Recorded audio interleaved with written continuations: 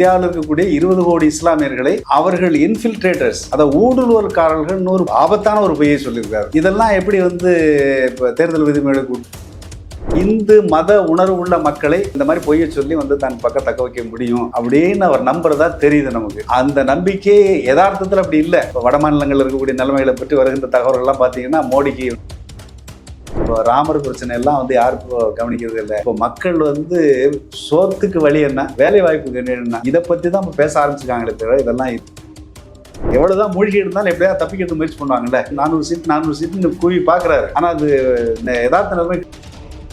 ஆனால் ஒரு விஷயம் நல்லா தெரியும், காங்கிரஸ் கட்சியினுடைய தேர்தல் அறிக்கை என்பது ஒரு மிகப்பெரிய அளவுக்கு பிஜேபிக்கு ஒரு சவாலாகவும் அச்சம் தருவதாகவும். மோடி பேசுகின்ற பேச்சு இந்தியாவில் மட்டுமல்ல, வெளிநாடுகளிலேயே பலரும் கண்டிக்கிறாங்க. இது ரொம்ப ஆபத்தான முறையில் சர்வதேச ஊடகங்கள் இதை கடுமையாக கண்டிக்குது, எச்சரிக்கிறாங்க. பல நாடுகள், ஜெர்மனி, அமெரிக்கா போன்ற நாடுகள்லாம் நேர்மையாகவும் சுதந்திரமாகவும் தேர்தல் நடப்பதை இந்தியாவை உறுதிப்படுத்தணும், இந்த மாதிரி சிக்கல் இருக்கு அப்படின்னு. எலெக்ஷன் கமிஷன்ல கிட்டத்தட்ட 30,000த்திற்கு மேற்பட்ட புகார் மனுக்கள் போயிருக்கு. அப்போ இவ்வளவு புகார்களும் ஆதாரத்தோடு தான் போயிருக்கு. ஆனா நீதிபதி அவருக்கு மட்டும் அந்த விஷயம் புரியல. பிற நாட்டுக்காரர்கள் இவர்களுக்கெல்லாம் தப்புங்கிற ஒரு விஷயம் நம்ம நீதிபதிக்கு அது தவறாகப்படலை. மோடியின் மீது யாரும் எந்த நடவடிக்கை எடுக்க முடியாது. குற்றவாளி மோடி தான் மதவெறி பேச்சை பேசுனது. அவருக்கு நோட்டீஸ் அனுப்புறதுக்கு பதிலாக நட்டாவுக்கு அனுப்புறாங்க. மோடிக்கு மட்டும் அனுப்புனா பத்தாது. இப்போ ராகுல் காந்தியை சேர்த்து எடுத்துக்கிட்டு ராகுல் காந்தி அந்த இடத்துல அதை பேசினார் இதை பேசினார் சொல்லி கார்கேக்கு ஒரு புகார். மோடி பேரை சொல்லவே தேர்தல் ஆணையம் அச்சப்படுது. தேர்தல் ஆணையம் ரொம்ப ரொம்ப தரம் தாழ்ந்து முழுக்க முழுக்க ஒரு பாரதிய ஜனதா கட்சியினுடைய ஒரு அடியாட்படையில ஒரு இந்தியாவில் 1% பேரிடம் 40% சொத்துக்கள் இருக்கு. அதே நேரத்தில் கீழ்நிலையில் இருக்கக்கூடிய 50% மக்களிடம் வெறும் 3% சொத்துக்கள் தான் இருக்கின்றன. இந்தியாவில் இன்னமும் பாதிக்கு மேற்பட்ட மக்கள், கிட்டத்தட்ட 70-80 கோடி மக்கள் கிட்டத்தட்ட ஒரு திவால் நிலையில, மோசமான வறுமை நிலையில இருக்கு. இதுவரை பிரிட்டிஷ் அரசாங்க காலத்தில் கூட இவ்வளவு ஏற்றத்தாழ்வுகள் இல்லை என்று சொல்லுகிறார்கள். ஆனால் மோடி வளர்ச்சியை பற்றி. ட்ரைப்ஸ் பார்வையாளர்களுக்கு வணக்கம். தொடர்ந்து தேர்தல் பிரச்சாரங்களில் பிரதமர் மோடி முஸ்லிம்களுக்கு எதிராக, சிறுபான்மை மக்களுக்கு எதிராக பொய் பிரச்சாரங்களை கட்டவிழ்த்து விட்டு வருகிறார். காங்கிரசினுடைய தேர்தல் அறிக்கை, தேர்தல் வாக்குறுதிகளை திரித்து பொய்யான தகவல்களை இந்தியா முழுவதும் பரப்பிட்டு வராரு. இந்த சூழலில் இது குறித்து நம்மிடையே விவாதிப்பதற்காக மக்கள் அதிகாரம் அமைப்பின் மாநில பொருளாளர் தோழர் காளியப்பன் அவர்கள் நம்மோடு இணைந்துள்ளார். வாருங்கள், அவரோடு விவாதிக்கலாம். தோழர் வணக்கம். வணக்கம் தோழர். தோழர், இன்றைக்கு டெல்லி உயர்நீதிமன்றத்தில் பிரதமர் மோடியினுடைய வெறுப்பு பேச்சு, உத்தரப்பிரதேசத்துல அவர் பேசின வெறுப்பு பேச்சு தொடர்பாக தொடரப்பட்ட வழக்கு, அது 26ஆம் தேதி விசாரணைக்கு வந்துச்சு. அன்னைக்கு நீதிபதி ஆப்சண்ட், இன்னைக்கு மீண்டும் வந்திருக்குது. நீதிபதி பிரதமர் மோடியினுடைய கருத்துக்களை மனுதாரர் தவறாக புரிந்து கொண்டு வழக்கை பதிவு செய்துள்ளார். இது விசாரணைக்கு உகந்த மனு அல்ல, இதை பத்தி தேர்தல் ஆணையத்திற்கு என்னால் உத்தரவிட முடியாது அப்படின்னு டெல்லி உயர்நீதிமன்ற நீதிபதி கருத்து தெரிவித்திருக்கிறார். அந்த மனு தள்ளுபடி செய்யப்பட்டிருக்கிறது. இது பற்றி நீங்க என்ன நினைக்கிறீங்க? இந்த இப்போதைய சூழ்நிலையில ஒரு நீதிபதி தள்ளுபடி செஞ்சிருக்கிறாருங்கிறது ஒன்றும் ஆச்சரியப்பட வேண்டிய விஷயம் இல்லைன்னு தான் நான் நினைக்கிறேன் நான். ஓகே. ஏன்னா அதை தாண்டி வர ஒரு நியாயமான தீர்ப்பை எதிர்பார்க்க முடியாது. அதாவது மனுதாரர் தவறாக புரிஞ்சுக்கிட்டாருன்னா எப்படி தவறாக புரிஞ்சுக்கிட்டாரு நமக்கு தெரியல. சரியா இதுதான் சரியான்னு நீதிபதியே சொல்லலாமே, இல்லை மோடி இப்படி தான் பேசினாருன்னு. மோடி ரொம்ப தெளிவாக முஸ்லீம்களுக்கு எதிரான கருத்துக்களை பேசியிருக்கிறார். ரொம்ப வன்மத்தோடு பேசியிருக்கிறார். அதாவது காங்கிரஸ் சொத்துக்களை எல்லாம் பிடிங்கி முஸ்லீம்கள்கிட்ட கொடுக்க போகுது. அது மட்டுமல்ல, இந்தியாவில் இருக்கக்கூடிய 20 கோடி இஸ்லாமியர்களை அவர்கள் இன்ஃபில்ட்ரேட்டர்ஸ், அதாவது ஊடுருவல்காரர்கள் ஒரு பொய்யை ரொம்ப ஒரு ஆபத்தான ஒரு பொய்யை சொல்லியிருக்காரு. இதெல்லாம் எப்படி இப்போ தேர்தல் விதிமுறைகளுக்கு உட்பட்டதுன்னு நமக்கு தெரியல. அதனால இது நமக்கு ஒன்றும் ஆச்சரியமளிக்கக்கூடியதா இல்லை. ரெண்டாவது விஷயம் இது கடந்த காலங்களில் இப்போ மாடல் கோட் ஆஃப் கான்டக்ட்லாம் இப்போ தான் வந்துருக்குது. இதெல்லாம் இல்லாத காலங்களில், மாடல் கோட் ஆஃப் கான்டக்ட்லாம் இல்லாத காலங்களில் தான் இந்திரா காந்தி தேர்தல் குறித்து அன்னைக்கு இந்திரா காந்தி எதிர்த்து போட்டியிட்ட ராஜநாராயணன் ஒரு வழக்கு தொடுத்தார். ஒரே ஒரு விஷயம் என்னன்னு சொன்னால், இந்திரா காந்தி தன்னுடைய அதிகாரத்தை பயன்படுத்தி தேர்தலுக்கு அதிகாரிகளை பயன்படுத்தினார், அரசு எந்திரத்தை பயன்படுத்தினார் என்பதற்காக அவருடைய தேர்தல் வந்து ரத்து செய்யப்பட்டது. அவர் வெற்றி செல்லாது என்று அறிவிக்கப்பட்டது. 6 ஆண்டுகளுக்கு அவர் போட்டியிடுவதற்கு தடை விதிக்கப்பட்டது. அதை எதிர்த்து சுப்ரீம் கோர்ட்டுக்கு போனாங்க அந்த அம்மா. சுப்ரீம் கோர்ட்டுக்கு போனப்போ கூட உச்ச நீதிமன்றம் அந்த தடையை நீக்க மறுத்து விட்டது. என்ன சொன்னாங்கன்னா, அவங்க பிரதம மந்திரியா நீடிக்கலாம், அவங்க ஓட்டுக்கிட்டலாம் போட முடியாது, டிஸ்கஷன்ல பார்லிமெண்ட் போகலாம், டிஸ்கஷன்ல கலந்துக்கலாம், தடையை வந்து நீக்க முடியாது என்று மறுத்து விட்டது. அப்போ அந்த காலங்களில் வந்து இந்த மாடல் கோட் ஆஃப் கான்டக்ட்லாம் கிடையாது. இன்னைக்கு மாடல் கோட் ஆஃப் கான்டக்ட் விரிவான அளவில் இல்லாத காலத்திலேயே நீதிமன்றம், உயர் நீதிமன்றமும் உச்ச நீதிமன்றமும் ஒரு இருந்திருக்காங்க. ஆமா, மக்கள் பிரதிநிதித்துவ சட்டத்தின் கீழ் எதெல்லாம் குற்றம் என்று வந்து எதெல்லாம் கரப்ட் பிராக்டிஸ்ன்னு சொல்லி மக்கள் பிரதிநிதித்துவ சட்டத்துல இருக்கு. 123வது பிரிவின் கீழ் இருக்கு. அதுல இருக்கக்கூடிய சட்ட பிரிவுகளின்படி இவர் குற்றமளித்திருக்கிறார், ஆகையினால் தேர்தல் செல்லாது என்று அறிவித்தார்கள். ஒரு சிங்கிள் ஜட்ஜ் அறிவித்தார். அந்த அளவுக்கு அன்னைக்கு வந்து நீதிமன்றம் வந்து குறைந்தபட்சம் வந்து நேர்மையோட நடந்துக்கிட்டு. ஆனா இன்னைக்கு அப்படி வந்து முழுக்க முழுக்க இவ்வளவு, அதாவது மோடி பேசுகின்ற பேச்சு இந்தியாவில் மட்டுமல்ல, வெளிநாடுகளிலேயே வந்து பலரும் வந்து கண்டிக்கிறாங்க. இது வந்து ரொம்ப ஆபத்தான முறையில இந்த வந்து சர்வதேச ஊடகங்கள் இதை கடுமையா கண்டிக்குது, எச்சரிக்கிறாங்க. பல நாடுகள், ஜெர்மனி, அமெரிக்கா போன்ற நாடுகள்லாம் இது ரொம்ப, இந்தியாவில் வந்து ஜனநாயகம் இந்த மாதிரி தேர்தலில் வந்து நேர்மையாகவும் சுதந்திரமாகவும் தேர்தல் நடப்பதை வந்து இந்தியா உறுதிப்படுத்தணும், இது மாதிரி சிக்கல் இருக்கு அப்படின்னு சொல்லி அவங்க கண்டிக்கிற அளவுக்கு இருக்கு. இதுதான் நிலைமை. இங்கிலாந்து, ஜெர்மன், நியூசிலாந்து இந்த நாடுகளை சேர்ந்த ஒரு 18 எம்பிக்கள் அவங்க வந்து இதை கண்டனம் தெரிவிச்சிருக்கிறாங்க. இது இன்னைக்கு இப்போ எலெக்ஷன் கமிஷன்ல கிட்டத்தட்ட 30,000த்திற்கு மேற்பட்ட புகார் மனுக்கள் போயிருக்கு. இப்போ நாங்களும் மக்கள் அதிகாரத்தின் சார்பாக நானும் ஒரு புகார் மனு அனுப்பியிருக்கேன். அப்போ இவ்வளவு புகார்களும் ஆதாரத்தோடு தான் போயிருக்கு. ஆனா நீதிபதி மட்டும் வந்து அவருக்கு மட்டும் அது அந்த இது விஷயம் புரியலை. நமக்கெல்லாம் இவ்வளவு இந்த நாட்டில் இருக்கக்கூடிய வாக்காளர்கள் அல்லது பொதுமக்கள், அறிவாளிகள், மற்ற பிற நாட்டுக்காரர்கள், இவர்களுக்கெல்லாம் தப்புங்கிற ஒரு விஷயம் நம்ம நீதிபதிக்கு வந்து அது தவறாகப்படலை. ஆனால் மோடியின் மீது யாரும் எந்த நடவடிக்கையும் எடுக்க முடியாது. தேர்தல் ஆணையம் வந்து ஒரு நோட்டீஸ் கொடுத்துருக்கு பேருக்கு. அதை இப்போ இவ்வளவு புகார்கள்லாம் போன பிறகு ஒரு நாம்கே வாசேன்னு சொல்லுவாங்கல்ல, சும்மா பேருக்கு ஒரு நோட்டீஸ், அது யாருக்குன்னு சொன்னால் கட்சி தலைவருக்கு. குற்றவாளி மோடி தான் மதவெறி பேச்சை பேசுனது. அவருக்கு நோட்டீஸ் அனுப்புறதுக்கு பதிலாக நட்டாவுக்கு அனுப்புகிறாங்க. நட்டாவுக்கு அனுப்புனா மட்டும், மோடிக்கு மட்டும் அனுப்புனா பத்தாது. அப்போ ராகுல் காந்தியை சேர்த்து எடுத்துக்கிட்டு ராகுல் காந்தி அந்த இடத்துல அதை பேசினா எதை பேசினா சொல்லி கார்கேக்கு வந்து ஒரு புகார். அப்போ மோடி பேரை சொல்லவே தேர்தல் ஆணையம் அச்சப்படுது. மோடி பேரை சொல்லல, புகார்ல வந்து குற்றம் சாட்டப்பட்டவர் மோடி. ஆனா அதுக்கு பதில் சொல்லும் பொழுது மோடி குற்றம் செய்யலைன்னாவும் நீங்க சொல்லணும். மோடிங்கிற வார்த்தையே கிடையாது. புத்தாம்புதுவா ஒரு பதிலை வந்து அனுப்பியிருக்கிறாங்க. இது தேர்தல் ஆணையம் ரொம்ப ரொம்ப தரம் தாழ்ந்து முழுக்க ஒரு பாரதிய ஜனதா கட்சியினுடைய ஒரு அடியாள் படையில ஒரு படையாக மாறி போயிருக்குங்கிறது தான் இந்த போர்கள். இந்த தேர்தல் ஆணையம் இருக்கு இல்லையா, இந்த தேர்தல் ஆணையம் இப்போ நேர்மையாக தேர்தல் நடத்துறதுக்கு இப்படி ஒரு ஆணையம் இருக்குங்கிறதெல்லாம் வந்து டிஎன் சேஷன்கிற ஒரு ஆள் வர்றதுக்கு முன்னாடி யாருக்கும் தெரியாது. அரசாங்கம் தேர்தல் நடத்தும், ஓட்டு போட்டு போவாங்க, அவ்வளவுதான். ஆனால் டிஎன் சேஷன் 1991 வந்து தேர்தல் ஆணையர்களாக பொறுப்பேற்ற பிறகு அவங்க வந்து அவர் தான் வந்து ஒரு சுதந்திரமான தேர்தல் ஆணையம், இதில் அரசு தலையிட முடியாதுங்கிற விஷயத்தை வெளியில கொண்டு வந்து அவர் சுயேட்சா பல முடிவுகள் எடுத்தார். அது ஒரு கட்டத்தில் வந்து எல்லாம் மீறி அவர் போனார். அப்படிங்கிறதுனால என்ன பண்ணாங்கன்னா, நரசிம்மராவ் அரசாங்கத்தில் அது வந்து சிங்கிள் நபராக இருந்தால் சர்வாதிகாரமாக அவர் நடந்துக்கிறாரு, அந்த அரசியல் சட்டம் வழங்கியிருக்கிற அதிகாரத்தை பயன்படுத்தி ரொம்ப ரொம்ப எல்லை மீறி போறாரு அப்படின்னு சொல்லிட்டு தான் அதை மல்டி மெம்பர் கமிஷனாக 93 தான் நரசிம்மராவ் காலத்துல தான் மாற்றினாங்க. அது ஏன் அப்படின்னா, கமிஷன், ஆமா, 3 பேர் கொண்ட கமிஷன். அப்போ வந்து குறைந்தபட்சம் வந்து ஒரு ஜனநாயகபூர்வமா முடிவுகள் எடுக்கிறதுக்கான வழி இருக்குங்கண்ணா. ஆனா இன்னைக்கு 3 பேருமே அது எந்த நோக்கத்திற்காக வந்து மல்டி மெம்பர் கமிஷனா இது உருவாக்கப்பட்டதோ அதுக்கு நேர் மாறான கமிஷனாக இன்னைக்கு மோடி மாத்தி வச்சு தன்னுடைய அடியாள் படையை மாத்தி வச்சிருக்கிறாரு. அதான் குறிப்பாக ராஜஸ்தான்ல பிரதமர் மோடி பேசின உரையாகட்டும், நேற்று கர்நாடகாவில் பேசினதா இருக்கட்டும், தொடர்ந்து இந்த ஒரு 5-6 நாட்களா அவர் பேசுற விஷயங்கள், இந்துக்களினுடைய தாலியை கூட விட்டு வைக்க மாட்டாங்க, அதை அறுத்து காங்கிரஸ் கட்சி முஸ்லிம்கள்கிட்ட கொடுத்துருவாங்க, அதிக குழந்தைகள் பெற்றுக்கொள்பவர்களிடம் கொடுத்துருவாங்க அப்படின்னு ரொம்ப தீவிரமா பேசுறாரு. அதற்கு அவர் காங்கிரஸ் மேனிஃபெஸ்டோ வந்து ஆதாரமா காட்டுறாரு. இதற்கு முன்னாடி மன்மோகன் சிங் மன்மோகன் சிங் அப்படி பேசல, ஆனா அதை பொய்யா சித்தரிக்கிறாரு. ஆனா காங்கிரஸ் மேனிபெஸ்டோவை குற்றம் சாட்டுறாரு. அதுல கணக்கெடுப்பு நடத்துவோம், ஒவ்வொருத்தருடைய சொத்துக்களை கணக்கிடுவோம், இந்துக்களோட சொத்துக்களை இப்படி கணக்கிட்டு அது முஸ்லிம்களுக்கு கொடுப்பாங்க அப்படின்றாங்க. பிரதமர் மோடி மட்டுமல்ல, பாண்டே வரை, இன்னும் சொல்ல போனால் இந்த நடிகை கஸ்தூரி போன்றவர்கள் எல்லாருமே அந்த அஜெண்டாவை தொடர்ந்து பேசுறாங்க. அதுல உண்மை இருக்கா இல்லையா? இல்லை, இப்போ மோடி வந்து நம்ம ஊரில் ஒரு பழமொழி ஒன்று சொல்லுவாங்க, கெட்டிக்காரன் புழுகு 8 நாள்னு சொல்லி. அது ஒரு காலத்தில் அப்படி இருக்கலாம். தகவல் தொடர்பு வசதியெல்லாம் இல்லாத காலத்தில் ஒருத்தன் பொய்யை சொல்லிட்டு போனால் அதை நிரூபிக்கிறது நாளாகலாம். இன்னைக்கு ஹிட்லர் காலத்தில் கூட அப்படி தான். ஹிட்லர் இப்போ பொய் சொல்கிறதுக்குன்னே 2 மந்திரி வச்சுருந்தான். உங்களுக்கு எல்லாம் தெரியும். கோயபல்ஸ்னு, பொய் சொல்கிறவனு கோயபல்ஸ்னு பேர்.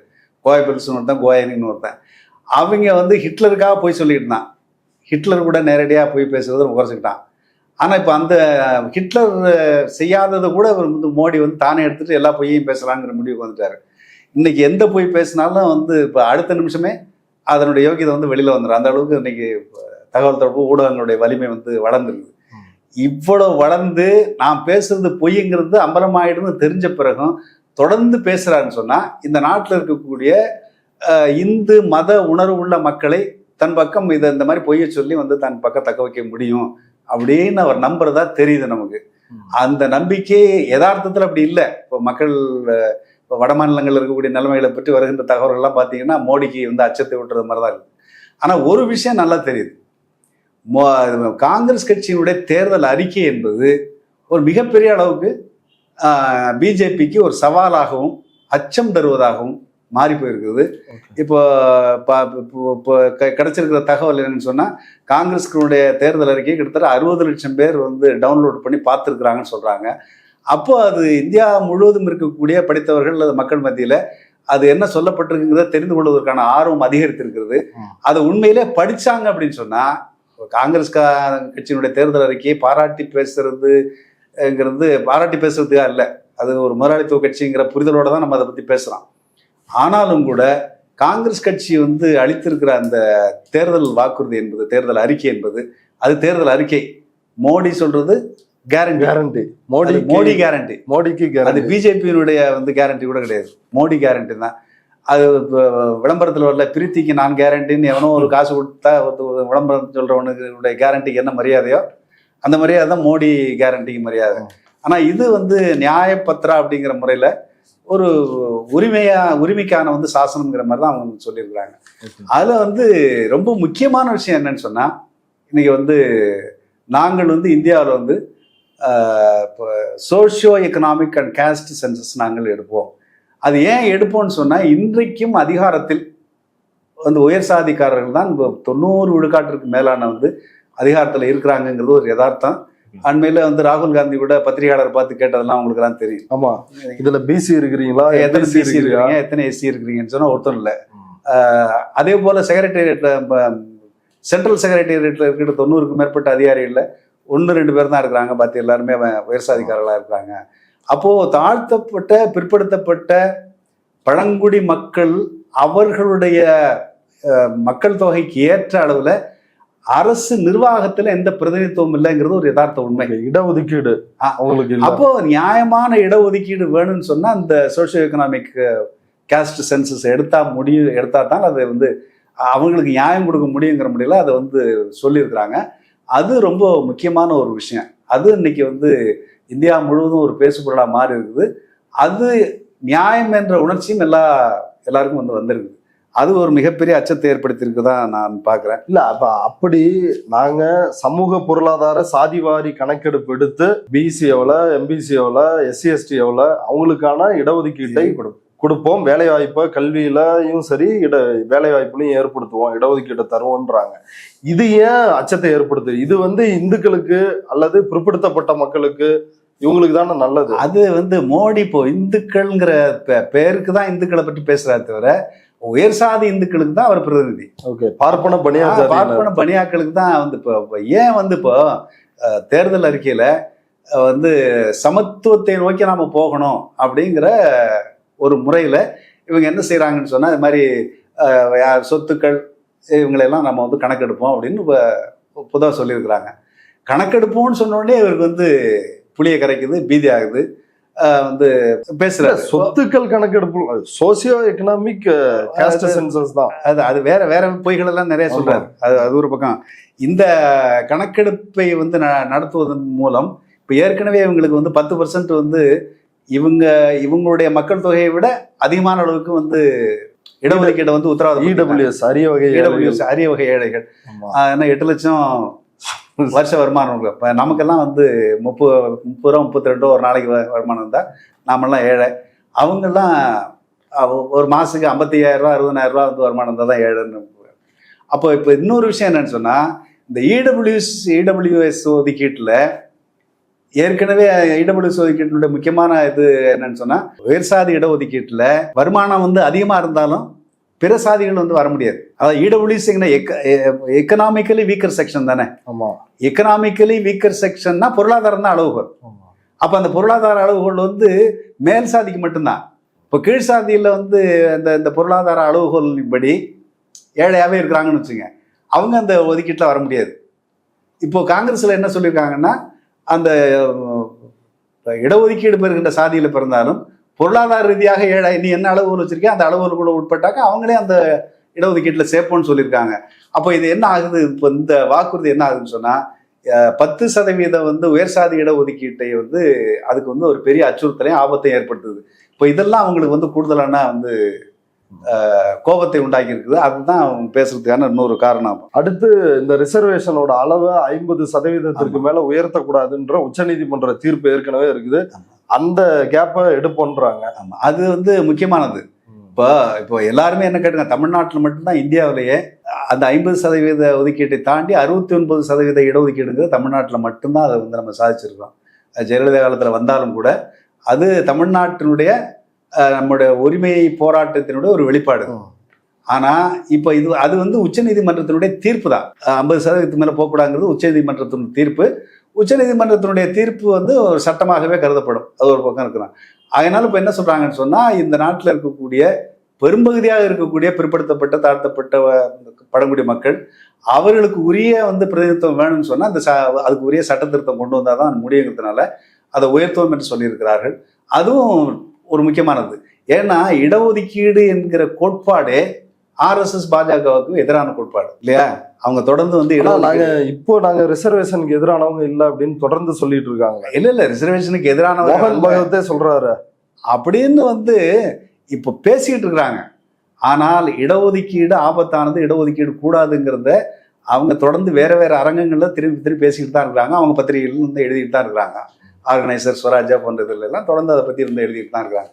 அதனால இன்னமும் இடஒதுக்கீடு என்பது கூடவே கூடாது என்பதுதான் அவருடைய அடிப்படையான கோட்பாடா இருக்குது. இது சூழ்நிலைக்கு தகுந்த மாதிரி வந்து மாத்தி பேசுறாங்களே தவிர உண்மையிலேயே அவருடைய நோக்கம் அதுவாக இல்லை.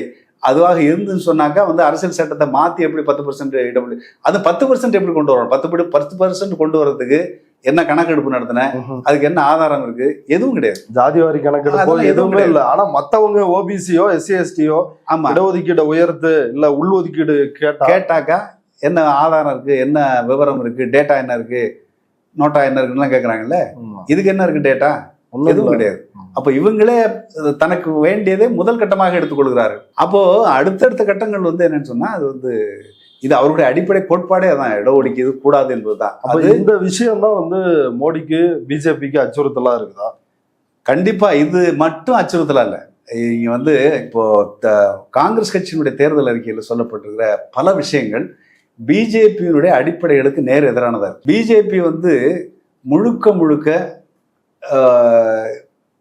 பெரும் முதலாளிகளை வளர்த்து விடுவது, அதாவது முதலாளித்துவ சக்திகளை வளர்த்து விடுவது என்பதுதான் வந்து அவருடைய அடிப்படை நோக்கம். அடிப்படையில் சமத்துவம் என்பதற்கு அவர்கள் எதிரானது. சமத்துவம்னு சொன்னா சாதி சமூக சமத்துவம் மட்டுமல்ல, பொருளாதார ரீதியான சமத்துவம் கூடாது என்பதுதான் அவருடைய. இப்போ நீங்க இப்போ 2 நாளைக்கு முன்னாடி மோடி ரெண்டும் கிட்டத்தட்ட ஒண்ணுக்கு ஒண்ணு பிணைந்து உள்ளதுதான். இப்போ சமீபத்தில் 2 நாளைக்கு முன்னாடி வந்து மோடி என்ன பேசியிருக்காருன்னு சொன்னா, ராகுல் காந்தி வந்து இப்போ சமத்துவம் பற்றி பேசுறாரு, பொருளாதார சமத்துவம் பற்றி பேசுறாரு. அப்போ இந்த பொருளாதார சமத்துவம்ங்கிறது ஒரு ஆபத்தான விளையாட்டு. அது வந்து அதுக்கு வந்து புது கதையெல்லாம் சொல்றாரு. தேர்தல் அறிக்கை அதில் சொல்லாதெல்லாம், நீங்க வந்து 24 மணி நேரம் ராப்பகலா பாடுபட்டு சேர்க்கிற சொத்தெல்லாம் நாளைக்கு வந்து கவர்மெண்ட் எடுத்துட்டு போயிடுன்னு சொன்னா நாளைக்கு என்ன நடக்கும்? நீங்க உங்க வீட்டில் பண்ட பாத்திரங்களை எல்லாம் நாளைக்கு படுத்துப்பா. நீங்க ஒரு வீட்டில் வந்து 2 ரூம் வச்சிருந்தீங்கன்னா 1 ரூமை கவர்மெண்ட் எடுத்துக்கும் அப்படின்லாம் இல்லாத பொய்களை எல்லாம் வந்து கட்டவிழ்த்து விடுறாரு. அப்போ எக்ஸ்ட்ரீமா நான் உயிரோட இருக்கிற வரைக்கும் இது நடக்க விட மாட்டேன் ஆமா அப்படின்லாம் புதுசு புதுசா யாராவது சாம் பித்ரோடா ஏதோ ஒரு கருத்தரங்கத்தில் பேசுனது எல்லாம் வந்து காங்கிரஸ் வாக்குறுதின்னு சொல்லிட்டு பேசுறாரு. அப்போ சமத்துவம் கூடாது என்பது அவருடைய அடிப்படையான வந்து கொள்கையா இருக்கு. எல்லா விதத்திலையும் பொது சிவில் சட்டம் வேணும்னு கேட்கறாங்கல்ல. முஸ்லீமுக்கு ஒரு சட்டம், கிறிஸ்தவனுக்கு ஒரு சட்டம், இந்துக்கு ஒரு சட்டமா, எல்லாருக்கும் பொதுவான வந்து சிவில் சட்டம் தான் இருக்கணும், அதுதான் நியாயம் அப்படின்னு பேசுறீல்ல. அப்போ சிவில் சட்டம் பொதுவா இருக்கணும்னு சொன்னா பொருளாதாரம் பொதுவாக இருந்துட்டு போகட்டும், எல்லாரும் சமமா இருக்கட்டுமே, அப்போ மட்டும் சமத்துவம் மட்டும் ஏன் கூடாதுன்னு பேசுற. இப்போ காங்கிரஸ்ல சொல்லப்பட்டிருக்கிறது என்ன, இது மாதிரி வந்து பொருளாதார விஷயத்துல இருக்கக்கூடிய ஏற்றத்தாழ்வை வந்து போக்குவதற்கு நாம வந்து ஒரு கணக்கெடுப்பு நடத்துவோம் தான் சொல்லியிருக்காங்க. இப்போ யாரும் வந்து நாளைக்கே பிடிங்கி கொடுத்துட போறோம்னு சொல்லலை. அது அப்படி சாத்தியமும் இல்லை, அது செய்யவும் முடியாது இல்லையா. பெண்களுக்கு வந்து 1 லட்சம் ரூபாய் குடும்பம், அதாவது ஏழை குடும்பங்களுக்கு 1 லட்சம், அது ரொம்ப ஒரு முக்கியமான திட்டம். எனக்கு தெரிஞ்சு பிஜேபி வந்து நான் வந்து முத்ரா கடன் கொடுக்குறேன் வாங்கிக்க, சந்திரா கடன் கொடுக்குறேன் வாங்கிக்கிறேன்னு தான் பேசிட்டு இருக்காங்க தவிர, இது ஒரு குடும்பத்துக்கு 1 லட்சம் ரூபாய் என்பது ஒரு மாசத்திற்கு கிட்டத்தட்ட 8,000 ரூபாய். ஒரு 8,000 ரூபாய் ஒரு மாசத்துக்கு ஒரு ஏழை குடும்பத்துக்கு கிடைக்குன்னு சொன்னா கண்டிப்பா அந்த குடும்பத்தினுடைய பொருளாதார நிலைமை கொஞ்சம் மேம்படும். வந்து வறுமைங்கிறது வந்து நிச்சயமா வந்து குறையும். 2வது அது வந்து ஏற்படுத்துற பொருளாதார சுழற்சி இருக்கு இல்லையா, அந்த பணம் மக்கள் கையில புரளும் போது ஏற்படக்கூடிய வந்து பொருளாதார வளர்ச்சிக்கு வந்து அது ஒரு குறிப்பிட்ட அளவுக்கு உதவும். அந்த வகையிலையும் கூட அது வந்து ஒரு நல்ல சரியான திட்டம் தான் நினைக்கிறேன். அதே மாதிரி கல்வியிலையும் இவங்க என்ன பண்றாங்க, கல்வியில வந்து சனாதனத்தை தான் கொண்டு வந்து குஜராத்ல மற்ற மத்திய பிரதேச உத்தரப்பிரதேச ஆட்சியில் இருக்கக்கூடிய எல்லா மாநிலங்கள்லையும் இந்த மாதிரி பகவத்கீதையை பாடமாக்குறது, அதை பாட்டு பாடுங்கிறது, இந்த பிற்போக்கு வந்து சனாதன கருத்துக்களை வந்து பாடத்திட்டத்தில் சேர்க்கறது, இதெல்லாம் பண்ணிட்டு இருக்காங்க இல்லையா. அதுக்கு மாறா வந்து ஒரு அறிவிப்பை வந்து அதில் வெளியிட்டு இருக்கிறாங்க. இந்தியாவில் சமூக சீர்திருத்தவாதிகளை பற்றி நாங்கள் பாடத்திட்டத்தில் வந்து சேர்ப்போம். அது ரொம்ப முக்கியமானது.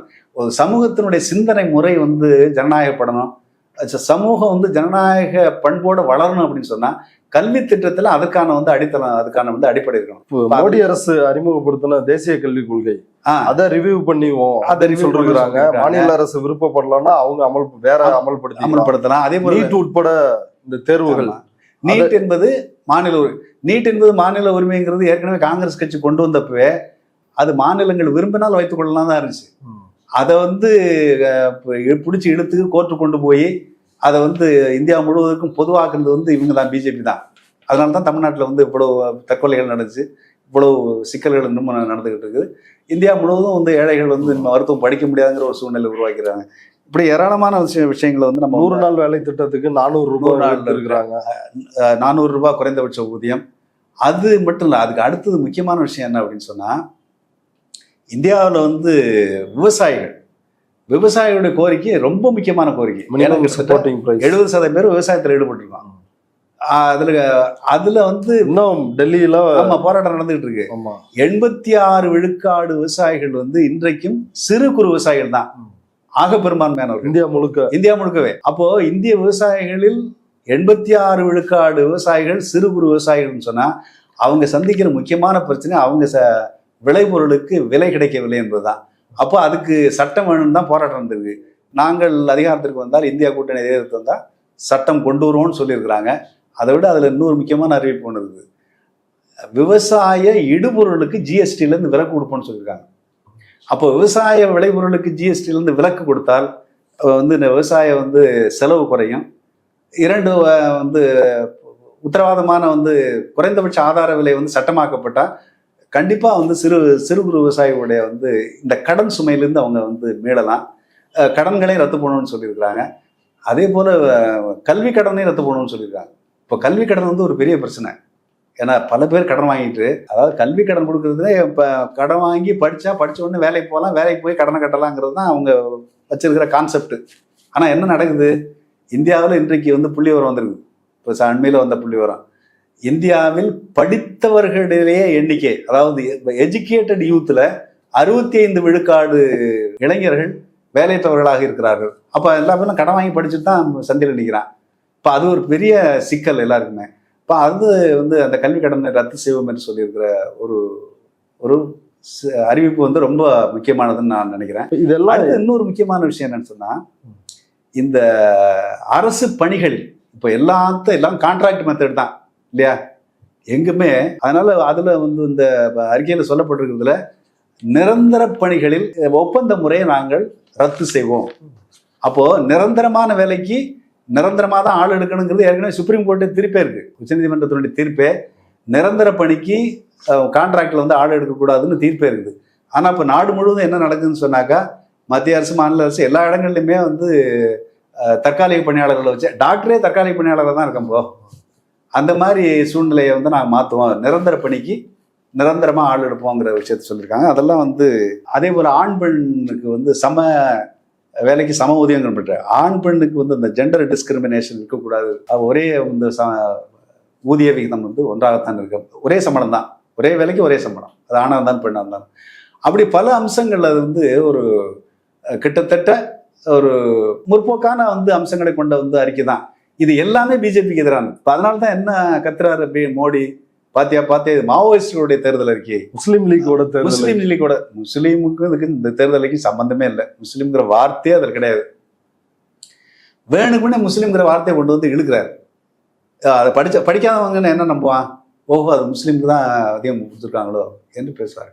இப்போ அவங்களுக்கு என்ன, ஒரு பிரதமரா இருக்கிறவரு இப்படி எல்லா கூட்டங்கள்லையும் எல்லாரும் ஃபேக்ட் செக் பண்ணி நீங்க சொன்ன மாதிரி ஒரு நொடிக்கு எது உண்மை எது பொய்ன்னு தெரிந்து கொள்ளுகின்ற ஒரு காலகட்டத்தில் இப்படி பேசுறாரு. இது விளைவை ஏற்படுத்துமா ஏற்படுத்தாதா? பாஜகவுக்கு ஆதரவான விளைவை ஏற்படுத்துமா? இல்ல இன்னொரு புறம் எல்லாரும் சொல்ற மாதிரி மோடி பயத்தில் இருக்கிறார் அதனால இப்படி பேசுறாரு அப்படின்னு புரிஞ்சுக்கலாம். அதாவது இதுல எனக்கு தெரிஞ்சு இப்போ மோடி வந்து என்ன நினைச்சுக்கிட்டு பேசுறாருன்னு நமக்கு தெரியல. பொய்ன்னு நல்லா தெரிஞ்சாலும் பேசுறாரு. இந்த பொய்யை பேசுவதன் மூலம் தன் பக்கம் வந்து தன் மீது ஈர்ப்பு கொண்டவர்கள் அல்லது தன்னை பார்த்து பிரமிச்சு நிற்கிற வந்து பலர் வந்து கன்வின்ஸ் பண்ண முடியும்னு அவர் நினைக்கிறார், ஓட்டு போட வைக்க முடியும். ஆனால் நிலைமை அப்படி இல்லை, யதார்த்த நிலைமை அப்படி இல்லை. அது வந்து கீழே போயிட்டே தான் இருக்குது. இப்போ மக்கள் இப்போ அண்மையில் வரக்கூடிய தகவல்கள்லாம் என்னன்னா, இப்போ ராமர் பிரச்சனை எல்லாம் வந்து யாரும் இப்போ கவனிக்கிறது இல்லை. இப்போ மக்கள் வந்து சோத்துக்கு வழி என்ன, வேலை வாய்ப்புக்கு என்ன, இதை பற்றி தான் இப்போ பேச ஆரம்பிச்சிருக்காங்களே தவிர இதெல்லாம் இல்லைன்னு சொல்லி இப்போ தகவல் வருது. அதனால வந்து இந்த பேச்சின் விளைவாக வந்து பெரிய மாற்றத்தை ஏற்படுத்திட முடியாது. அவர் மோடி நினைக்கிற மாதிரி ஏற்படுத்திட முடியாது. மக்கள் அப்படி சிந்திக்கலை. அவங்க வந்து ஏன்னா 10 வருஷமா அது நடக்கும் இது நடக்கும், அச்சேத்தின் ஆயே வாழையவே என்னமோன்னு சொன்னாங்களே ஹிந்தியில், நமக்கு ஒன்றும் வரமாட்டேங்குது. நல்ல காலம் வருதுன்னு குடுகுடுப்புக்கார மாதிரி சொல்லிட்டு இருந்தாங்க இல்லையா. இப்போ நல்ல காலம் 10 வருஷமா ஒன்றுக்கு அமிர்த காலத்துல தானே அமிர்த கால் இது அமிர்த காலம். இது எப்போ 2047 இந்தியா உலகின் வல்லரசாகிற காலம் வந்து காலத்தை நோக்கி போயிட்டு இருக்குது. இப்போ ராமர் கோயில் திறந்து கூட மோடி அதான் சொல்லியிருக்காரு. ராமர் வந்து இவர்கிட்ட சொன்னாராம் வந்து, மோடி நல்ல காலம் வந்து பிறந்துருச்சு, அடுத்த 1000 ஆண்டு காலம் வந்து இந்தியாவுக்கு பொற்காலம் தான் அப்படின்னு சொன்னதா மோடி சொன்னதா சொல்றாரு. ராமர் வந்து மோடிக்கிட்ட மட்டும்தான் சொல்றாரு, நம்மகிட்ட எல்லாம் பார்த்து ஒன்றும் சொல்லலாம், ஏங்கி தவிக்கிற நம்மகிட்ட எல்லாம் ஒன்றும் சொல்ல மாட்டேங்கிறார் ராமர். அது போட்டோம். அதனால வந்து இது வந்து இதுதான் நிலைமை. அதனால ஒரு பக்கம் அவர் அச்சத்தில் இருக்கிறாரு என்பதும் உண்மை. என்னதான் இருந்தாலும் எவ்வளவுதான் மூழ்கி இருந்தாலும் எப்படியா தப்பிக்கிறது முயற்சி பண்ணுவாங்கல்ல. அண்ணன் 400 சீட்டுன்னு கூவி பார்க்குறாரு. ஆனா அது யதார்த்த நிலைமை கீழே போயிட்டே இருக்கு. இல்ல ஆரம்பத்துலதான் 400 சீட்டு அப்படின்றது தீவிரமா பேசுனாங்க. இப்போ தேர்தல் பிரச்சாரங்களில் அந்த 400 சீட்டு அப்படின்றது பெரிய டிஸ்கஷன்ல மோடி வைக்கலையே. ஆமா, அது அவங்களுக்கே தெரிஞ்சிருச்சா? இப்போ 400 சீட்டுன்னு சொல்லி பேசிட்டு இப்போ இடையில அதை வந்து விட்டுட்டாரு. ஏன்னா சொன்னா ஏன் விட்டாருன்னு நமக்கு தெரியல. 400 சீட் கிடைக்காதுன்னு அவரே புரிஞ்சுக்கிட்டாரு என்னன்னு தெரியல. ஆனா நேத்தைக்கு வந்து டைம்ஸ் ஆஃப் இந்தியாவுக்கு கொடுத்த பேட்டியில வந்து 400 பத்தி பேசியிருக்காரு. ஏன் பேசியிருக்காருன்னா, 400 சீட்டு இருந்தா தான் இது நாம வந்து நினைச்சதெல்லாம் செய்ய முடியும், இந்தியாவை வந்து அடுத்த கட்ட இதுக்கு கொண்டு போக முடியும். இந்தியா ஒரு காலத்துல வந்து பலவீனமான 5 நாடுகளில் ஒரு நாடா இருந்துச்சு, இப்போ பலமான 5 நாடுகளில் ஒரு நாடா மாத்திட்டோம், அடுத்தது வந்து சூப்பர் பவரா மாத்தணும், அதெல்லாம் செய்யணும் அப்படின்னு சொன்னாக்கா 400 சீட்டு வேணும் அப்படிங்கிறத. உண்மையில் இந்த 400 சீட்டு அப்படின்னு இவங்க கேட்கறதுக்கான பின்னணி என்ன? ஏன்னா கர்நாடகாவில் பாஜக எம்பி வெளிப்படையா சொன்னாரு, 400 சீட்டு கொடு, அப்பதான் அரசியல் சட்டத்தை எங்களால மாத்த முடியும்னாரு. அதே போல அருண் கோவில் அங்க ராமரா நடிச்சவர் இப்ப பாஜக வேட்பாளரா போட்டியிடுறாரு. அவரும் அதே தான் சொல்றாரு, 400 சீட்டு கொடுங்க, அப்பதான் கான்ஸ்டியூஷனை எங்களால மாத்த முடியும், எல்லாம் ஒரு பழசான ஒன்ன எதுக்கு நம்ம தொடர்ந்து வச்சுக்கிட்டு இருக்கணும் அப்படின்னு இந்தியா முழுக்க பாஜகவினுடைய ஸ்டார் கேண்டிடேட்ஸே வந்து இந்த மாதிரியான விஷயங்களை பேசுறாங்க.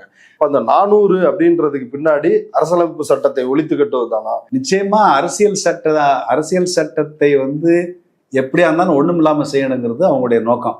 அரசியல் சட்டம் வந்து எந்த ஒரு நாட்டினுடைய அரசியல் சட்டமே மாற்றத்திற்கு உட்படாததுன்னு யாரும் நம்ம சொல்ல முடியாது. அப்படி எதுவும் இருக்கவும் முடியாது. ஆனால் இவர்கள் என்ன மாற்றத்தை விரும்புகிறார்கள்ங்கிறதான் கேள்வி.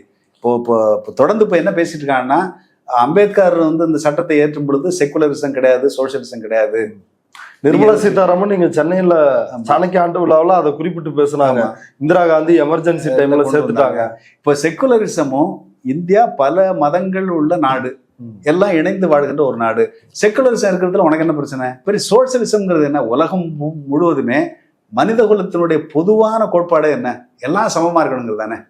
நம்ம இந்தியாவில் இருக்கக்கூடியவங்களும் சரி, உலக நாடுகள்ல இங்கும் சரி, எந்த விதமான ஏற்றத்தாழ்வும் இல்லாமல் மனித சமூகம் சமமாக இருக்க வேண்டும் என்பதெல்லாம் இல்லையா? அதானே உலகம் பூரா சொல்றோம். நம்ம கான்ஸ்டியூஷனே அடிப்படையா தானே சொல்லுது இல்லையா? பிறப்பு, ஈக்குவாலிட்டி, ஆமா, ஃப்ரெட்டர்னிட்டி, வந்து லிபர்ட்டி தான் நம்ம சொல்றோம்.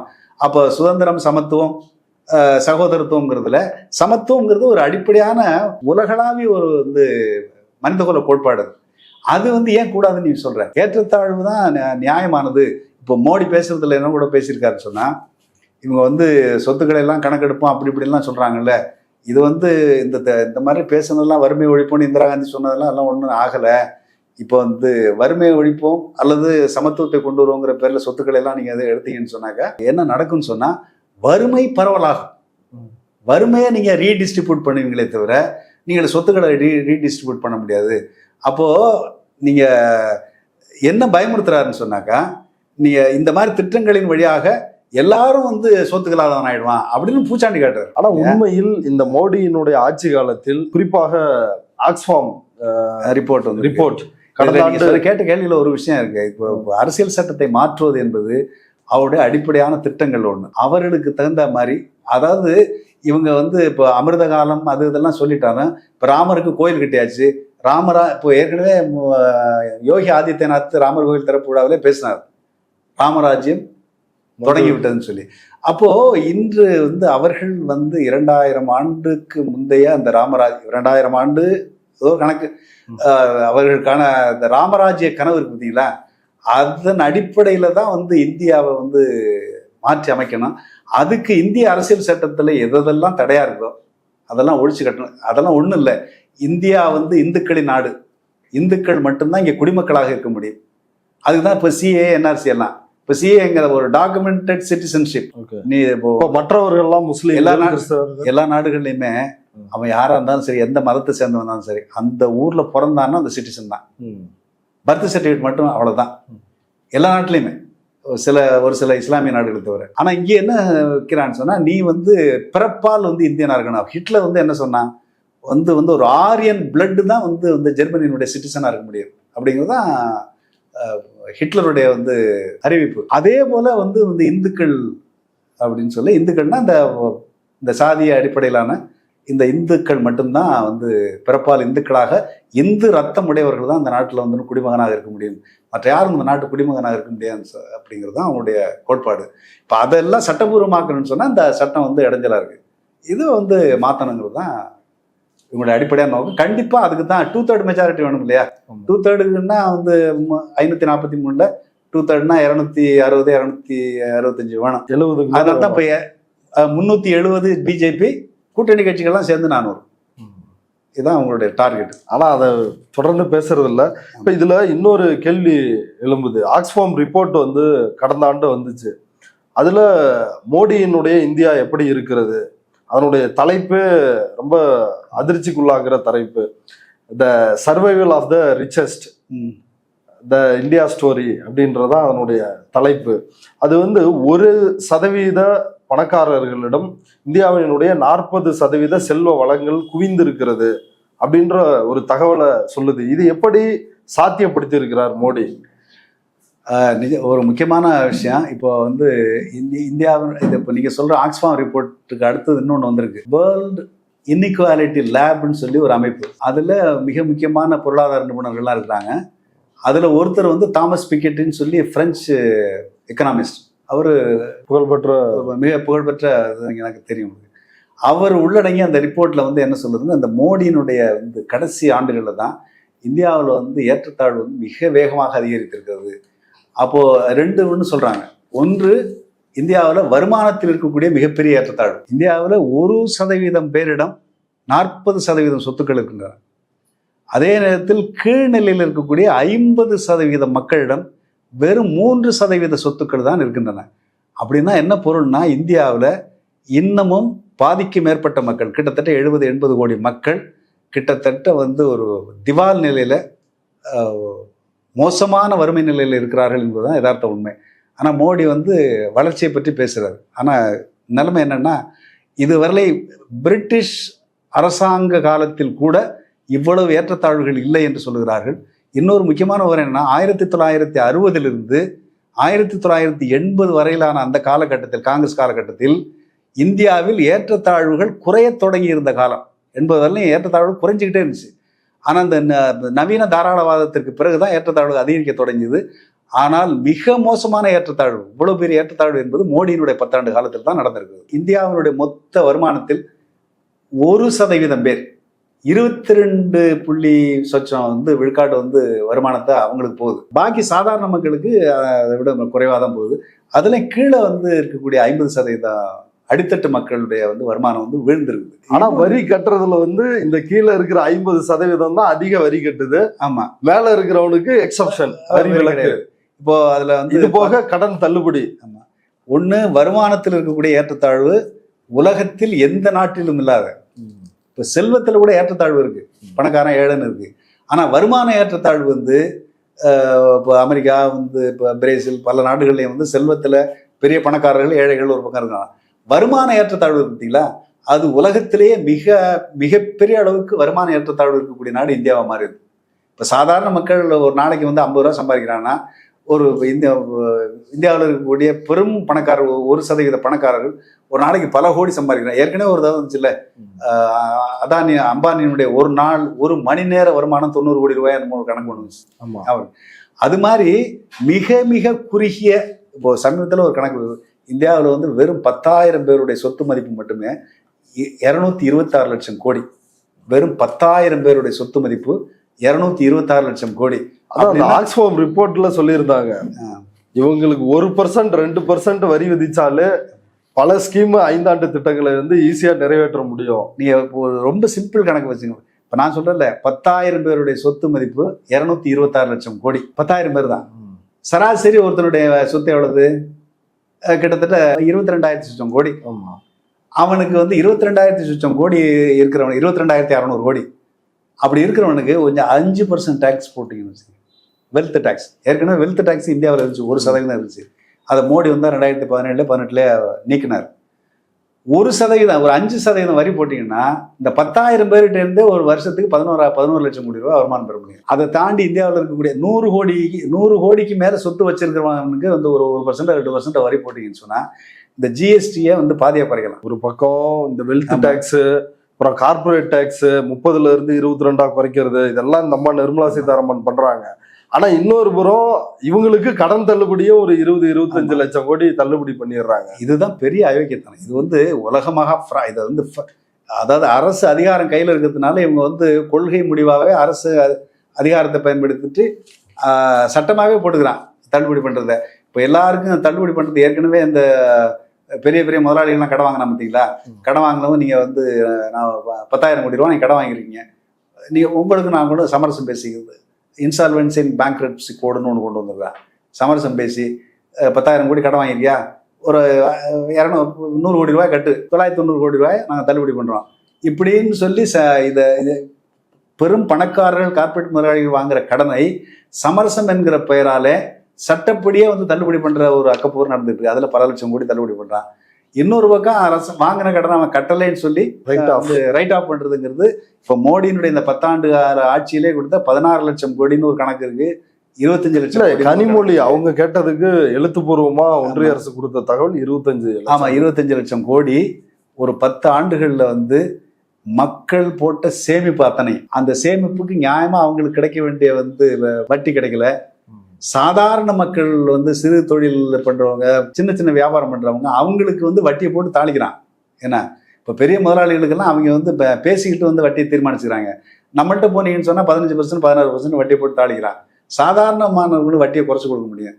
அப்போ இப்போ மோடிக்கு, அதானிக்கு, அம்பானிக்கு குறுகிய காலத்துக்குள்ள செத்து சோறுதுன்னா எப்படி சேருதுங்கிறீங்க? இப்படிதான் அரசாங்க பணத்தை எடுத்து தள்ளுபடிங்கிற பேர்ல கொடுக்கறது. அப்புறம் என்ன செய்யறாங்கன்னு சொன்னா வந்து ப்ரொடக்டிவிட்டி லிங்க்டு இன்சென்டிவ் அப்படின்னு சொல்லி நீங்க புதுசா ஒரு தொழில் தொடங்குறீங்கன்னா வரி கிடையாது, வட்டி கிடையாது, லொட்டு எதுவும் கிடையாது, அதுக்கு இன்சென்டிவ் கொடுக்கறது. இப்போ அரசு பணத்தை தூக்கி கொடுக்குறது. அப்படி அரசு பணத்தை வந்து முழுக்க முழுக்க கார்பரேட் முதலாளிகளுக்கும் அவர்களுக்கும் அள்ளி கொடுக்கிற வேலை, பணக்காரர்களை உருவாக்குவதுதான் இவருடைய கொள்கையா இருக்கு. ஏழைகளை பற்றி இவர்கள் கவலையே, ஏழைகளை ஏழையாக்குவது, ஆமா, பணக்காரர்களை மேலும் பணக்காரர்களாக்குவது. ரெண்டாவது, குறைந்த கூலிக்கு வந்து ஆளை வந்து கொண்டு வந்து சேர்க்கணும். அதனாலதான் ஆனந்த நாகேஸ்வரன் பேசினார்ல, வந்து வேலை கொடுக்கறதெல்லாம் அரசாங்கத்தினுடைய வேலை கிடையாது, நீங்க வந்து இந்த நலவாழ்வு திட்டங்கள் கொடுக்கறதே தப்புன்னு பேசினா. இருந்தாலும் ஏன்டா தப்புன்னா, நீங்க வந்து 20 கிலோ அரிசி கொடுத்துட்றீங்க, பள்ளிக்கூடம் இலவசமா கொடுத்துட்றீங்க, பஸ்ஸை இலவசமா விட்டுறீங்க, இப்படிலாம் விட்டாக்கா அவன் வந்து பிரச்சனை பண்றான்ல, வந்து குறைஞ்ச கூலிக்கு அவன் வரமாட்டேங்கிறான்ல. சோத்துக்கு இல்லாம இருந்தாதான் வந்து வேலைக்கு வர்றியா, 50 ரூபா தான் கூலி, இஷ்டம்தான் வா, இல்லைன்னா போன்னு எப்போ பேச முடியும்னு சொன்னா, சொத்துக்கு வழி இல்லாமல் எல்லா மக்களும் இருக்கும்போது தான் அப்படி பேரம் பேச முடியும். அப்போ லேபர் மார்க்கெட் வந்து பாதிக்கப்படுதுன்னு பேசியிருக்கான் ஆனந்த நாகேஸ்வரன். எவ்வளவு பெரிய அயோக்கியத்தனம்! தலைமை பொருளாதார ஆலோசகர். இவன் பேசினதை பத்தி எவனும் பிஜேபியில எவனும் பேசல, மற்ற யாரும் ஒன்றும் பேசல. அப்போ இவர்களுடைய நோக்கமே எப்படி இருக்குன்னு சொன்னா, இந்தியாவில் இருக்கக்கூடிய கோடிக்கணக்கான வந்து தாழ்த்தப்பட்ட பிற்படுத்தப்பட்ட மக்களை வந்து அற்றை கூலிக்காரர்களா மாற்றுவது, அவங்களுடைய வந்து அற்ப உழைப்பை சுரண்டுவதற்கு எல்லா சௌகரியங்களையும் முதலாளிகளுக்கு எடுத்துக் கொடுப்பது என்பதுதான் அவங்களுடைய திட்டமா இருக்குது. ஆனா இந்த திட்டத்துக்கு வந்து எதிராக வந்து காங்கிரஸினுடைய தேர்தல் அறிக்கை இருக்குது. அதான் இப்போ உங்களுக்கு சிக்கல். இதுதான் அன்றைக்கு இருக்கக்கூடிய பிரச்சனை. அடுத்து கர்நாடகாவில் இன்னொரு மிக முக்கியமான பிரச்சனை. மோடி ஒரு புறம் வந்து அவுரங்கசீப் பத்தி பேச மாட்டாங்க, நவாபுகள் சொத்துக்களை பறிச்சதை பத்தி பேச மாட்டாங்க காங்கிரஸ் அப்படின்னு குற்றச்சாட்டை மோடி வைக்கிறார். ஆனால் இன்னொரு புறம் பெரிய பிரச்சனை கர்நாடகாவில் கிளம்பி இருக்குது. தேவகவுடாவினுடைய பேரன், பாஜகவோடு கூட்டணியில் இருக்கின்ற மதச்சார்பற்ற ஜனதா தளம், அந்த கட்சியினுடைய எம்பி பிரஜ்வால் ரேவண்ணா, அவர் 3000த்திற்கும் மேற்பட்ட ஆபாச வீடியோக்களை பதிவு செய்து, நம்பர்ஸ் எவ்வளவு நம்பர்னே தெரியல, பெண்களை வந்து பாலியல் வல்லுறவுக்கு ஆட்படுத்தி இருக்கிறார் அப்படின்ற ஒரு குற்றச்சாட்டு வெளியே வந்திருக்குது. இந்த விவகாரம் பற்றி என்ன நினைக்கிறீங்க? அதாவது தோழர், பிஜேபியை பொறுத்தவரையும் எனக்கு தெரிஞ்சு ஒரே ஒருத்த யோக்கியனை யாராவது ஒருத்தனை காட்டுங்க. அத்தனை பேரும் களவாணி போயிலுங்க, காலி போயிலுங்க. நீங்க பெங்களூர்ல ஒரு சின்ன பையன் தான், அவன் சிறு வயசு பையனா மாதிரி தான் தெரியுது. தேவகோட பேரனா அவன் சிறு வயசா தான் இருக்கலாம். மோடி மேலே ஒரு குற்றச்சாட்டு ஒன்று இருந்துச்சு. மோடி வந்து இப்போ இவராக இருக்கும் பொழுது, குஜராத் முதலமைச்சராக இருக்கும் பொழுது, தன்னுடைய அதிகாரிகள் விட்டு ஒரு பொண்ணை வந்து ஃபாலோ பண்ண சொன்னார்னு ஒரு குற்றச்சாட்டு வந்து, ஆமா, அது வந்து இல்லை என் ஃப்ரெண்டோட பொண்ணு, அவரோட சேஃப்டிக்காக அவரை ஃபாலோ பண்ணாங்க. இளமை இவங்க யோகியதே இப்படித்தான். இவங்களுடைய முன்னோடி வந்து வாஜ்பாய் வந்து தன்னுடைய சொந்த ஃப்ரெண்டோட பொண்டாட்டியே வந்து ரகசியமா கள்ளத்தனமா வச்சுக்கிட்டவன். இப்படி அவங்க வரலாறை எடுத்துக்கிட்டீங்கன்னா காலித்தனமும் அயோக்கியத்தனம் தான் இவங்களுடைய வரலாறு. இதெல்லாம் ஒன்றும் ஆச்சரியப்படுறதுக்கு ஒன்றும் இல்லை. இந்த வடகிழக்கு மாநில ஒருத்தன் வந்து கவர்னராக ஒருத்தன் தானே, ஆர்எஸ்எஸ்காரன் ஒருத்தன், சண்முகநாதன். சண்முகநாதன் அவன் மேல வந்து பாலியல் குற்றச்சாட்டு இருந்துச்சு. இவங்க போற பன்வாரிலால் புரோஹித், ஆமா, பன்வாரிலால் புரோஹித் ஒரு பெண் பேராசிரியர், இன்னைக்கு அவங்களை குற்றவாளின்னு அறிவிச்சிருக்காங்க. இவங்க அதை நான் இப்போ சவாலாவே விடுறேன். பாரதிய ஜனதா கட்சி ஆர்எஸ்எஸ்ல ஒரு ஒழுக்கமா நடந்துகிற ஒரே ஒருத்தனை யாராவது காட்ட முடியுமான்னு பாருங்க. 1 நம்பர் காலி பேர்கள், களவாணி பேர்கள், திருட்டு பேர்கள். அதனால இவங்க இப்படி நடந்துக்கிறாங்கிறது இல்லை. இப்போ இவங்களோட யாரோட பக்தர்கள்? இவங்க ராம பக்தர்கள் தானே. ராமனோட அப்பன் யாரு? தசரதன்.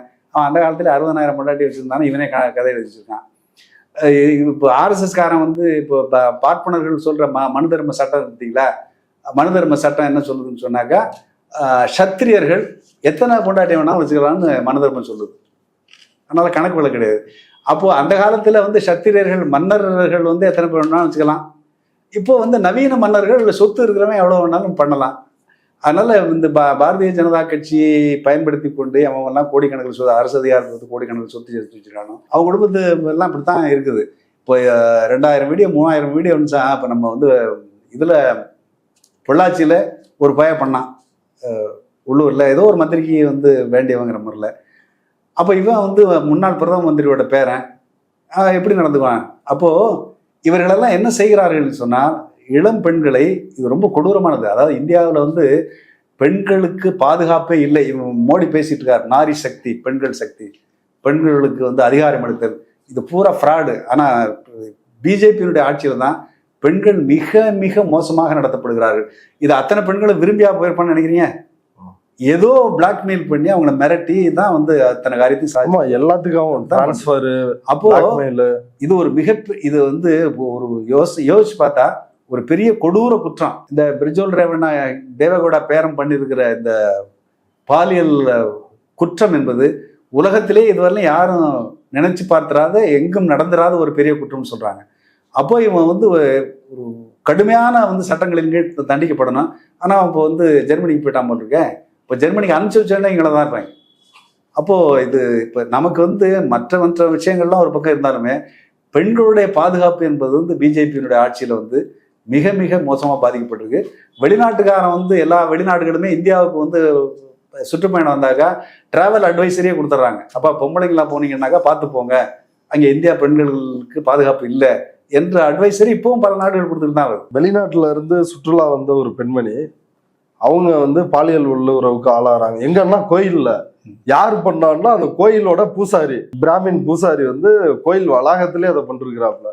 அதான் நம்ம ஊர்ல இதுல தேவநாதன் பண்ணா இல்லையா? அது பண்ண 47 வந்து இது பராசக்தியிலே கலைஞர் வந்து காட்டினார்ல. அப்போ கோயில் குறுக்கள் அவங்களுக்கு தெரியும், அவங்களுக்கு வந்து எந்த ஒழுக்க விதிகளும் கிடையாது. அதான் நான் சொன்னேனே, இவங்க பூரா இந்த மாதிரி வந்து காலி பயிர்கள் தான். அதனால வந்து அவங்களுக்கு வந்து புனிதமான இடம்னு நம்மளை நம்ப வைப்பான். ஆனா அவன் எல்லாம் காலி தந்து அதே இடத்துல செய்வான். இந்த குற்றச்சாட்டை பாஜக கூட்டணியில் இருக்கின்ற ஜேடிஎஸ் அந்த எம்பியான பிரிஜ்வால் ரேவண்ணா இப்படியான வேலைகள்ல ஈடுபட்டு இருக்கிறாரு, இப்படி பெண்களை அபியூஸ் பண்றாரு அப்படின்ற குற்றச்சாட்டை கிளப்பி பாஜக தலைவராக இருக்கின்ற விஜயேந்திரா எடியூரப்பா மகனுக்கு கடிதம் எழுதுறாரு தேவராஜ் கவுடா அப்படின்ற அந்த உள்ளூர் தலைவர். அவரும் பாஜக காரர் தான். ஆனா இதெல்லாம் தெரிந்து, இது போன ஆண்டே நடந்திருக்குது. ஆனா இதெல்லாம் தெரிந்தும் அவருக்கு சீட்டு கொடுத்து பிரதமரே வந்து பிரச்சாரம் பண்றாரு. குற்றவாளிகிட்ட ஒரு விஷயம் வந்து அதிகபட்சமா அவங்களுக்கு நல்லா தெரியும். எல்லாருமே வந்து நான் கட்சியில் இருக்கிறவங்க பூரா என்ன மாதிரி கிரிமினல்ங்கிறதெல்லாம் அவங்களுக்கு நல்லா தெரியும். அது பிரச்சனை வெளியில வராத வரலையும் அவங்க வந்து வச்சுக்கிறாங்க. வெளியில வந்தாலும் கூட காப்பாற்றுறது தான் முயற்சி பண்றான். அதான் வந்து நடந்துகிட்டு இருக்கு. இப்போ எடியூரப்பாவுக்கு உள்ளூர், அதாவது இப்போ பிஜேபி வந்து பார்க்கறதுக்கு தான் ரொம்ப ஒன்றா இருக்கிறது மாதிரி தெரியும். ஆனால் ஒருத்தன் கவுக்கிறதுக்கான வந்து வேலைகளை அவங்க வந்து செஞ்சுக்கிட்டே தான் இருக்காங்க. இப்போ நாகேந்திர கதை எப்படி நடந்துச்சுன்னு தெரியும். அது அண்ணாமலை தான் போட்டு கொடுத்ததுன்னு சொல்றாங்க. ஆனால் அண்ணாமலை வந்து போட்டு கொடுத்தாருங்கிறதுக்காக வந்து இப்போ அவன் நடவடிக்கை எடுக்க போறான், அதெல்லாம் ஒன்றும் கிடையாது. அப்படித்தான் வந்து இது வந்து இப்போ எடியூரப்பா மேலே இவ்வளோ வயசான காலத்துலேயும் அந்த ஆளு மேலே வந்து ஒரு பாலியல் புகார் வந்துச்சு இல்லையா? போக்சோல வழக்கு பதிவு. வழக்கு பதிவு செய்யப்பட்டிருக்குது. அதுபோல வந்து இது வந்து அது நம்ம புரிஞ்சுக்க வேண்டியது என்னன்னு சொன்னா, ஆர்எஸ்எஸ் பிஜேபி என்கிற அந்த ஒட்டுமொத்த அமைப்பு, அந்த ஒட்டுமொத்த கும்பலுமே எந்த ஒழுக்க விதியோ, எந்த ஒரு சமூக அக்கறையோ, பொறுப்போ, பெண்களை மதிக்கின்ற வந்து ஒரு பண்போ எதுவும் மற்ற ஒரு அராஜக கிரிமினல் கும்பல்ங்கிறது தான் இந்த நடவடிக்கைகள்லாம் நமக்கு காட்டுதுன்னு நான் நினைக்கிறேன். இப்போ இதுல அவர் அந்த பாலியல் குற்றவாளியான பிரிஜ்வால் ரேவண்ணா ஜெர்மனி தப்பி ஓடிட்டாரு. ஆனா இந்தியாவில் இருக்கின்ற மகளிர் ஆணையமோ யாருமே வாய் திறக்கலையே. இப்ப குஷ்பு தான் மகளிர் ஆணைய உறுப்பினர், எல்லா பிரச்சனைக்கும் பேசுறவங்க. ஆனா இது குறித்து வாய் பேசாம இருக்கிறாங்க. ஆமா, ஸ்மிருதி இரானி உட்பட எல்லாருமே கிளம்பி வருவாங்க, யாருமே என்ன வரலையே. அதான் அவர்கள் வந்து இப்போ தமிழ்நாட்டில் வந்து போதை மருந்து ஆயிடுச்சு, தமிழ்நாடு இந்தியாவுடைய போதை மாநிலமாக மாற்றி போச்சுன்னு கிளின்னு கத்துறாங்கல்ல. இப்போ வடக்கெல்லாம் இந்தி பேசுகிற எல்லா மாநிலங்களிலும் போதைங்கிறது சர்வசாதாரணம். அங்கே இல்லாத போதையா? அதனால இவங்க வந்து பெண்கள் மற்றவர்கள் எங்கேயாவது தப்பு நடந்துச்சுன்னா உடனே அதை தூக்கி வச்சுட்டு வந்து ஆடுவாங்களே தவிர, இவங்க பண்ணும் பொழுது அதை வந்து இயல்பு தானே தன்னுடைய கட்சிக்காரனை காப்பாற்றுறது தான். இது குஷ்புவை பொறுத்தவரையும் அந்த அம்மாவுக்கு என்னமோ முதுகு வலின்னு சொல்லி இப்போ படுத்துருச்சு. இப்போ வாயும் வலி போட்டிருக்காதனால வாயை திறக்கலை. அதனால வந்து மகளிர் ஆணையம், அதாவது தொடர் இந்தியாவில் இருக்கக்கூடிய எந்த ஒரு சட்டபூர்வமான நிறுவனமும் அது சுதந்திரமாக இயங்கும் நிலையில் இல்லை. அது மனித உரிமை ஆணையமாக இருந்தாலும் மகளிர் ஆணையமாக இருந்தாலும் எல்லாம் வந்து மோடியினுடைய அடியாட்படையாக, பிஜேபியினுடைய அடியாட்படையாக மாறி இருக்கிறது என்பதனுடைய விளைவு தான். பிஜேபிக்காரன் என்ன தப்பு வேணாலும் பண்ணலாம், எவ்வளவு அயோக்கியத்தனம் வேணாலும் பண்ணலாம், நாம் வந்து அதிலிருந்து சட்டத்திலிருந்து தப்பித்துக் கொள்ளலாம் என்கிற அளவுக்கு இந்த சமூகத்தை வந்து சீர்குலைத்து வைத்திருக்கிறார்கள் என்பதுதான் அதனுடைய வெளிப்பாடு தான் இதெல்லாம் நான் நினைக்கிறேன். பொறுத்திருந்து பார்க்கலாம். இவ்வளவு நேரம் பல்வேறு விடயங்கள் குறித்து நம்முடைய வந்து நேரத்தை ஒதுக்கி கருத்துக்களை பகிர்ந்துட்டதுக்கு ரொம்ப நன்றி தோழர். நன்றி தோழர்.